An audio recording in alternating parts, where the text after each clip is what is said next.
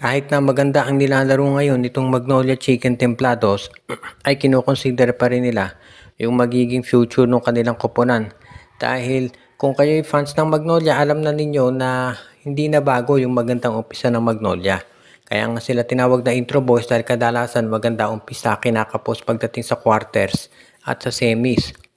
Kaya nga ngayon, ang gusto raw gawin ng Magnolia Chicken Templados para masiguro na maging maganda yung performance pa nila sa mga susunod pang mga games ay kukunin itong si Kai Balungay mula dito sa Phoenix Fuel Masters at ang magiging kapalit naman yan ay itong si Jason Perkins o rather itong si James Laput. So ang magiging palitan ng player Kai Balungay for James Laput. Yan daw ang i-offer nitong Magnolia Chicken Templados para dito sa Phoenix Fuel Masters. Ngayon, kung ikaw naman ang Magnolia, matagal mo ng player si Laput pero mukhang panahon na para talagang kumuha ka ng panibago na makapagpapalit dyan at pati na rin dito kay Raffy Rivis. So baka nga dalawa pa ang ibigay ng Magnolia dyan. Baka si Laput at si Rivis kapalit ni Kai Balungay. O kaya naman, baka naman magretiro na ito si Raffy Rivis sa wakas at maiwan na yung spot dyan para dito kay Kai Balungay. Kung kayo'y nanonood ng PBA ngayon, makikita ninyo na yung laro ni Kai Balungay talaga ngayong conference. Sobrang ganda. Parang breakout conference na niya to talaga. At yan ang dahilan kung bakit siya ngayon ay kinukonsidera na isa doon sa mga top players ng PBA.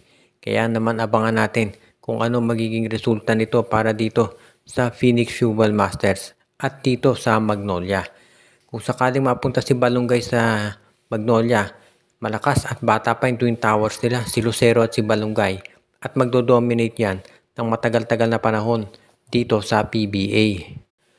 Samantala naman, itong Meralco Bolts ay pinagmamasdan na ng maraming mga teams dahil baka ito yung gumalaw na at gumawa ng major movement para kumuha ng mga panibagong players dahil hindi na maganda lagay ng lineup nila at hindi na ako magtataka kung susubukan nila makipag-trade maski na doon sa mga teams na labas dito sa kampo ng MVP group.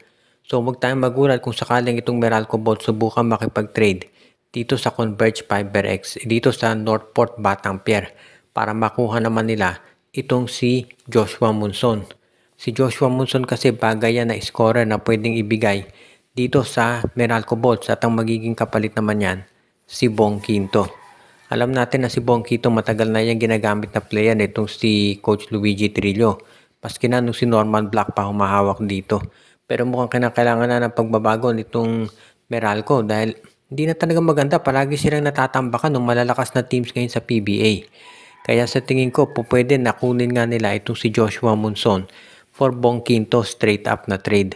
Si Joshua Monson ay makapagbibigay ng additional scoring at defense dito sa lineup ni Coach Luigi Trillo at alam din natin na magiging magandang kapartner ito ni Chris Newsome. Samantala naman si Bong Quinto makatutulong yan sa Converge dahil ito legitimate na small forward na magaling sa post-up play plus yung lakas nito pwede niyang magamit kontra sa ibang mga players ngayon. Kaya sigurado na bagay ito dito sa lineup ng Converge at ng Northport Batangpier. Kung ikaw naman ang Meralco Bolts, wala nang sabihin na nating walang mawawala sa iyo kung susubukan mo ng kunin itong si Joshua Monson dahil pabagsak na nga yung performance nila.